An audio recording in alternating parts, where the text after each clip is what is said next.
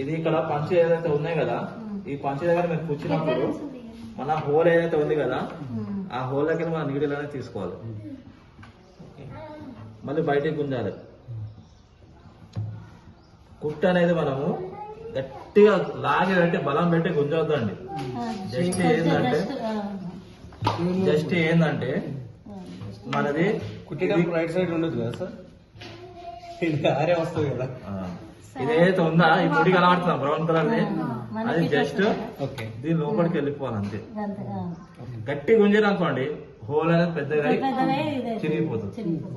అర్థమవుతుందా? Okay sir. కొంతమంది tight కుట్టండి అంటారు. గట్టి లాగారంటే అది వేసి ఒక 4-5 సార్లు ఒక నెల ఆగుతుంది కదా, మొత్తం ఇట్లా రబ్బర్ లేక మొత్తం కట్ అయ్యి బయటకు వస్తుంది. అర్థమైందా?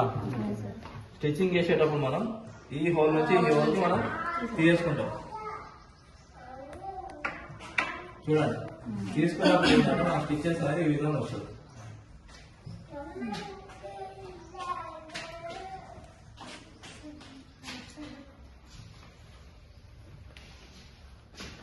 ఇది చూడండి, ఇది లోపలికి వెళ్ళిపోవాలి.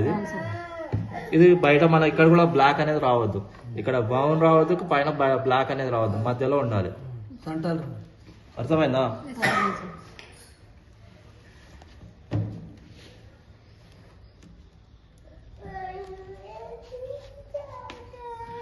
స్టిచ్ సైజ్ అనేది సేమ్ ఉండాలండి.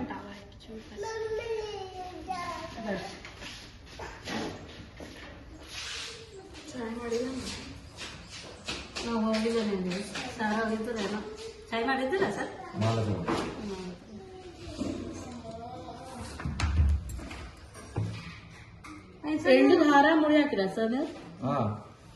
ಅದು ಸಪ್ರೇಟ್ ಸಪ್ರೇಟ್